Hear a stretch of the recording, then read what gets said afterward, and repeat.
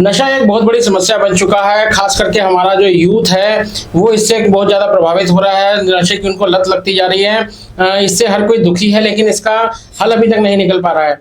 हमारे साथ समाज सेविका रतन शर्मा जी हैं, जो कि इस पर लगातार काम कर रही हैं, लोगों को जागरूक कर रही हैं। आइए इनसे बात करते हैं। मैम, पहले तो बहुत बहुत स्वागत है आपका हमारे चैनल में। मैं जनित न्यूज़ का स्वागत करना चाहूँगी और एक धन्यवाद भी करना चाहूँगी कि आप लोगों ने मुझे इस चीज़ के लिए आमंत्रित किया और पूछना चाहा कि भई इस समस्या के बारे में हमें भी बताइए। तो मैं लिखती भी हूँ, तो सबसे पहले तो मैं अपनी 2 लाइनों से ऐसी शुरुआत करना चाहूँगी। कोई हुस्न के नशे की बात करता है, कोई इश्क के नशे की बात करता है। कोई हुस्न के नशे की बात करता है, कोई इश्क के नशे की बात करता है। हाँ, बात मैं भी नशे की करती हूँ, हाँ, बात मैं भी नशे की करती हूँ। उजड़ते हैं जिनके आशियाँ नशे के मारों से, उजड़ते हैं जिनके आशियाँ नशे के मारों से। मैं उस माँ, उस बीवी और उस बेटी का दर्द समझती हूँ। तो इसलिए मैं हमारे देश में एक सूखा नशा एक मतलब साजिश की तरह चलता जा रहा है। और मैं पहले भी कई 1 आध साल पहले आई थी यहाँ जनित न्यूज़ में, तब भी मैंने इसी विषय पे बात करी थी। और मैं एक तो देखा जाए तो हमारा देश जैसे विकास की और तरक्की की बातें कर रहा है, लेकिन अगर अंदर जाके कहीं देखो तो पता लगता है कि हम कहाँ जा रहे हैं, हम किस ओर जा रहे हैं। जहाँ हमारे देश में गली-गली में शिक्षा संस्थानों के और इनके ऐड लगे होने चाहिए, आज आप जाके देख लो शहर की भीड़ वाली गलियों में कहीं पे भी आपको नशा मुक्ति केंद्र के ही ऐड दिखाई देंगे। दूसरी बात ये है कि आप जंगल में भी चले जाइए, आपको वहाँ शराब ज़रूर मिलेगी। तो ऐसी क्या ख़ासियत है इस नशे में, ऐसी क्या बात है कि हमारी सरकार, हमारा प्रशासन या फिर हम सब ही ध्यान क्यों नहीं दे पा रहे हैं। और जैसे कि मैं एनजीओज़ वग़ैरह में जाती हूँ, वहाँ काउंसलिंग भी करती हूँ, तो मैं देख रही हूँ छोटे-छोटे 14-14 साल के बच्चे, 18-18 साल के नौजवान, 30-30 साल के, वो नशे से जूझ रहे हैं। और ख़ास करके सूखा नशा एक तरह से मैं कहना चाहूँगी तो वो सिंथेटिक नशा होता है, जिससे कि मतलब आपकी लाइफ़ ही कम हो जाती है। और वो नशा ऐसा होता है कि मतलब माँ-बाप को पता ही नहीं लग पाता कि बच्चा नशा कर रहा है। बिल्कुल मैम, जिस तरीके से आपने बताया है, बहुत ही अच्छे अपने शायराना अंदाज के अंदर जिस तरीके से आपने शुरुआत की, और आप बता रहे हैं कि आप जो है लोगों को जागरूक भी करती हैं, एनजीओज़ के अंदर भी जाती हैं, काउंसलिंग करती हैं वहाँ पर बच्चों की।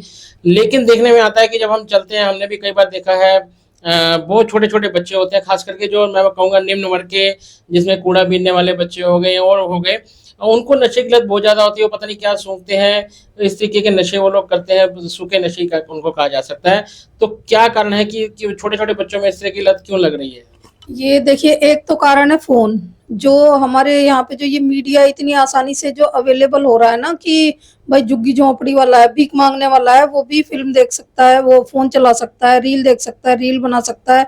तो उसमें जो आता है, आप एक बार स्क्रॉल करिए, आपके सामने आपने अगर गलती से किसी चीज़ पे क्लिक कर दिया, तो आपके सामने बार-बार वही चीज़ आएगी और बच्चों को ये भी पता नहीं होता। और ये सब बाहर से आ रहा है कि जैसे कि पहले तो आप जहाँ पे हो तो आगे नहीं जाओगे तो आपको वहीं का बैकग्राउंड पता रहेगा, लेकिन आज फ़ोन के माध्यम से, मीडिया के माध्यम से आप कुछ भी देख सकते हो। तो जो बच्चे होते हैं उनको तो ये सब पता नहीं होता और ना उनके माँ-बाप इतने वो समझदार होते हैं। तो दिखाया जा रहा है कि वेस्टर्न कंट्रीज़ में विक्स चाटी जा रही है, ये तो बच्चों का कुछ नेचर भी ऐसा ही होता है, वो एक्सपेरिमेंट करके देखने लगते हैं, फ्लूइड चाटने लगते हैं ये सब। और ऐसे करते-करते उनका एक साइकोलॉजी बन जाती है कि हमें इससे नशा हो रहा है, हमें इससे नशा हो रहा है। लेकिन सबसे ज़्यादा नशा जैसे एक तो स्मैक हो गया, चिट्टा हो गया, एमडी हो गया। एमडी एक सिंथेटिक नशा होता है, इसके इतने अवैध कारोबार चल रहे हैं। और बच्चों को क्या कह के दिया जाता है ये कि ये अफ़ीम का ही रूप है, इससे ये नहीं होगा, वो नहीं होगा, और हमारा यूथ इससे बर्बाद होता जा रहा है। और मैं समझती हूँ अगर यूथ नहीं होगा तो शायद देश में कुछ नहीं होगा। लेकिन मैम, जिस तरीके से आप बता रही हैं कि सूखा नशा हो गया, बाहर की कंट्री से आप बता रही हैं कि जो उनको देख करके उनको जो है हमारे बच्चों की इनकी लत लग रही है। हालाँकि शौक-शौक में वो इसको ना आपके हिसाब से नशा करते हैं और धीरे-धीरे उस दलदल में फँसते चले जाते हैं। लेकिन क्या जो हमारे देश का प्रशासन है, हमारे देश की जो पुलिस है, उनके अलावा क्यों इनकी कार्रवाई की नहीं की जाती? क्या उनको इसके बारे में जानकारी नहीं है, या जानबूझकर इसके पीछे बहुत बड़ी कोई ताकतें लगी हैं जिस वजह से इन तक जो है पहुँच नहीं की जाती? देखिए, मुझे तो ऐसे लगता है कि जानकारी तो शायद सबको होती है, लेकिन जागरूक नहीं हो पा रहे। शायद पता नहीं मुझे क्यों लगता है कि हमारे देश की आदत ही, अब तो मुझे ऐसे लगने लगा है कि पहले तो अंग्रेजों ने खुद आके हमें गुलाम बनाया था, लेकिन अब अगर ये नशा ऐसे ही चलता रहा तो हमारा देश अपने आप ही गुलाम बन जाएगा। हम खुद ही गुलाम बनने जा रहे हैं। बच्चों को वेस्टर्न कल्चर का और जो भी बच्चे देखते हैं उसका इतना वो लगा हुआ है। और दूसरी बात, जैसे कि मैंने पिछले पॉडकास्ट में भी बोला था कि जो ये मीडिया है, जो फिल्में हैं और ये गाने हैं, ये युवाओं को, एक तो उनका मानसिक स्तर उस टाइम इस ऐसा होता है कि वो कच्चे मिट्टी के समान होते हैं कि उन्हें जिस रूप में आप ढालोगे उसी रूप में ढल जाएगा। तो वो ऐसा दिखाया जा रहा है उनको, हिंसा और नशा। जहाँ भी आप जाओगे हिंसा और नशा और एक नंगेपन के अलावा यूथ को कुछ नहीं परोसा जा रहा। ना कहीं शिक्षा की बात होती है, बेरोजगारी की बातें होती हैं। तो बच्चों के आजकल पेपर लीक हो रहे हैं, ये सब हो रहा है। तो कहीं भी जाके देखो तो कुछ जिसे जो हम बातें करते हैं कि हम विश्व गुरु बनेंगे, वो तो मुझे इस स्थिति को देख के दूर दूर तक नजर नहीं आता। ये एक चिंता का विषय है हमारे लिए। जी, बिल्कुल आपकी बात बिल्कुल सही है जिस तरीके से आप बता रहे हैं। तो क्या आपको लगता है कि जो हमारी बॉलीवुड है, जो हमारे फ़िल्म इंडस्ट्री है, उनको चाहिए कि इस तरीके की फ़िल्में ना बनो, और हमारे सरकारों को भी चाहिए कि अगर इस तरीके की फ़िल्में बनती हैं तो उसपे रोक लगनी चाहिए? हाँ, बिल्कुल लगनी चाहिए। कोई पारिवारिक फ़िल्म नहीं बनती आजकल, ठीक है ना? क्या परिवार परिवार ख़त्म थोड़ी हो गए, सब कुछ है ना। लेकिन वो दिखाते ही पता नहीं कहाँ से कुछ बना के लाते हैं कि जैसे वीरप्पन की स्टोरी दिखा रहे हैं। तो मैं तो यही कहना चाहूँगी कि शायद मेरी बात किसी को सही भी ना लगे कि भई वीरप्पन ने ऐसा कौन-सा काम करा था कि आप उससे बच्चे मोटिवेट होएँगे और ये सब करेंगे। नहीं दिखाना चाहिए ना। आप गांधी को दोबारा से लाइए, गांधी बनिए आप दोबारा से, भगत सिंह को दोबारा से लाइए। क्यों नहीं लेके आते? और अगर कोई लाता भी है तो उसको तोड़ मरोड़ के उसके चरित्र को ऐसे परोसा जाता है कि उसमें हिंसा और झूठ के अलावा कुछ दिखाया ही नहीं जाता। और इन सब पे एक रोक लगनी चाहिए। जी, बिल्कुल, इस तरीके की जो अगर पिक्चर्स बनती हैं मोटिवेट करने वाली, तो उसमें भी कई तरीके के कट लगा दिए जाते हैं। हाँ। और देखने में आ रहा है जिस तरीके की आज तक पहले तो मेरे हिसाब से मैम देखा जाता था कि बड़े पर्दे के ऊपर जो इस तरीके की पिक्चर्स जो दिखाई जाती थी, तो उसमें जो है फिर भी सेंसर बोर्ड का काम रहता था। लेकिन अब जिस तरीके से ओटीटी प्लेटफ़ॉर्म स्टार्ट हो गए हैं, उसमें तो बिना कट के, जैसे अभी धुरंधर मूवी आई थी, हाँ। हॉल के ऊपर तो फ़िल्म में फिर तो उस तरीके की बातें नहीं थी, गाली-गलौच नहीं थी। लेकिन ओटीटी के ऊपर जो प्लेटफ़ॉर्म के ऊपर आई, तो उसको बिना कट के दिखाया गया। तो इसको ओटीटी प्लेटफ़ॉर्म को कितना कसूरवार मानती हैं? बहुत ज़्यादा, मतलब मैं कहूँगी कि जो समाज जिस ओर जा रहा है ना, बहुत हद तक मीडिया उसका ज़िम्मेदार है, फ़िल्में उसकी ज़िम्मेदार हैं, गाने उसके ज़िम्मेदार हैं। मैं तो कई बार अपने स्टेटस पे भी लगा देती हूँ कि ऐसे गायकों का, ऐसे फ़िल्म बनाने वालों का और इनका बहिष्कार कीजिए आप लोग, कि जो युवाओं को गुमराह कर रहे हैं, ये सब सुना-सुना के। तो ये तो मेरे को बहुत ज़्यादा वो लगता है और मैं कई बार, बहुत ही बार अपने फ़ोन पे स्टेटस वगैरह लगाती हूँ इस चीज़ों के।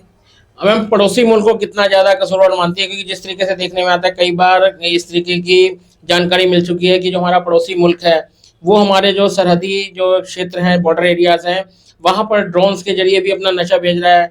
वैसे भी जो नशे की वहाँ पर जो है सप्लाई की जा रही है, तो उसको कितना कसूरवार मानती हैं?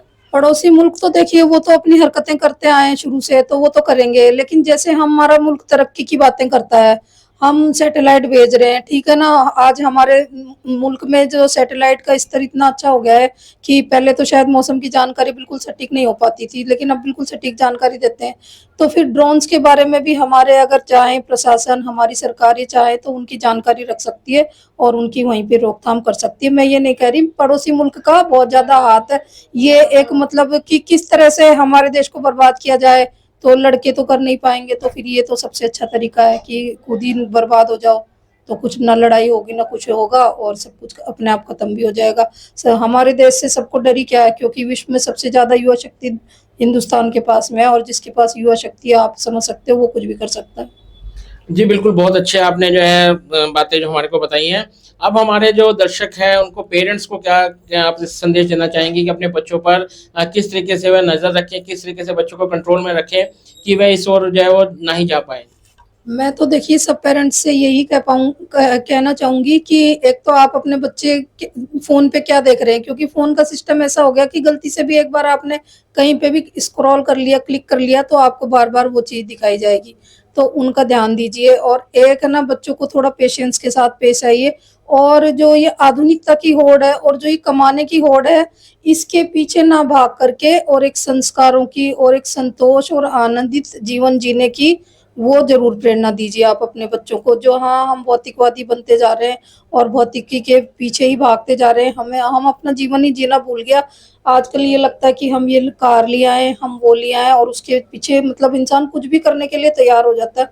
तो ये सब नहीं होना चाहिए। ये एक अच्छा जीवन या एक शांतिपूर्ण जीवन जो हमारा देश है गांधीवादी, वो नहीं रह पाएगा अगर हम इसी तरह भागते रहेंगे तो। आप जिस तरीके से आपने बताया कि एनजीओ के अंदर आप जाती हैं और वहाँ पर आप मोटिवेट लोगों को करती हैं, कोई आपको ऐसा खास करके दिखा हो जहाँ पर मतलब आपने बहुत ही देखा हो कि कोई बच्चा जो है किस तरीके से उसकी हालत इस हो गई और कोई ऐसा आपको वाक्य याद हो तो? ऐसे बहुत सारे बच्चे होते हैं और मैं कई एनजीओज में जाती हूँ। 14-14 साल के बच्चे होते हैं और कई एक केस आया था, उसके अंदर 2 बच्चे थे। तो एक बच्चा तो खत्म हो गया था पहले ही, तो उसके पेरेंट्स ने उसे एनजीओ में कराया था। अच्छा, जो एनजीओ में जाते हैं बच्चे वगैरह, वो वहाँ रहते हैं, वो सब जैसे 3 महीने तो होता ही है कंपल्सरी कि उनकी बॉडी से मतलब वो सब रिड्यूस हो जाए और उनका मानसिक स्तर ठीक हो जाए। ये इन सब की काउंसलिंग करी जाती है उनके लिए। लेकिन वो जो बच्चे वहाँ रहते हैं ना, उनको वहाँ पे अच्छा लगता है कि जो अच्छे-अच्छे होते हैं। वैसे तो कई जो रिहैब सेंटर होते हैं, उनमें बच्चों के साथ दुर्व्यवहार भी होता है, हम उसकी भी देख-रेख करते हैं। लेकिन बहुत सारे ऐसे हैं जहाँ पे वाक़ई वो लोग चाहते हैं कि ये बच्चे नशे से मुक्त हों। तो उन बच्चों के मन में क्या होता है कि हम बाहर जाएँगे, हमें फिर से वही माहौल मिलेगा। ठीक है ना? और फिर से हमें खींचा जाएगा। मतलब वो नहीं करना चाहते नशा, लेकिन फिर जो बाहर बचे हुए लोग रहते हैं, वो उनको खींचते हैं।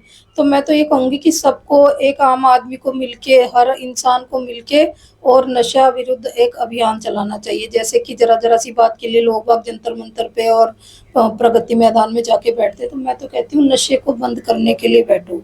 सूखे नशे को बंद करने के लिए बैठो, क्योंकि इसका कोई पता नहीं लगता कि आपके बच्चे ने कब नशा करना शुरू कर दिया। बिल्कुल, आपने देखा जिस तरीके से रतन जी ने बताया कि जिस तरीके से हमारी जो युवा वर्ग है, जो ख़ास करके बहुत छोटी उम्र के 12 साल, 14 साल से भी नीचे के जो बच्चे हैं, वो भी इस तरीके के नशे जो क सूखे नशे को करने जा रहे हैं। तो इसके लिए सबसे बड़ी ज़िम्मेवारी तो पेरेंट्स की बनती है कि अपने बच्चों के ऊपर पूरी नज़र रखी जाए। उसके साथ-साथ जो है प्रशासन की बहुत ज़्यादा ज़िम्मेवारी बनती है और सरकारों की ज़िम्मेवारी बनती है कि जिस तरीके से बॉलीवुड की पिक्चर्स हैं, गाने हैं, उनके अंदर ये आजकल नशे की बातें बताई जाती हैं, नशे करते हुए जो दिखाया जाता है ज़्यादातर, तो उससे भी बच्चे काफ़ी जो है प्रभावित होते हैं। तो इस तरीके की जो नशे वाली जो फ़िल्में हैं, जो गाने हैं, उन पर रोक लगनी चाहिए और जो बच्चे अगर उन्हें नशे की लत लग चुकी है, जिस तरीके से इन्होंने बताया और एनजीओज़ के अंदर जाकर के उनकी लत छूटती है, लेकिन उन्हें डर रहता है कि बाहर आके फिर से हो जाएगी, क्योंकि जो लोग नशे के जो व्यापारी हैं, वो किसी तरीके भी उन तक पहुँच करके फिर दोबारा उन्हें इस लत जो है दलदल के अंदर घसीटा जाता है। तो हर इंसान को चाहिए, एक आम नागरिक को चाहिए कि अपने आस-पास इस तरीके की अगर कोई घटना देता है, तो तुरंत उसकी जानकारी प्रशासन को दी जाए और प्रशासन की ज़िम्मेवारी बनती है कि अगर इस तरीके की कोई भी वारदात होती है, तो उसके ऊपर तुरंत उसको क प कार्रवाई जो है करनी चाहिए।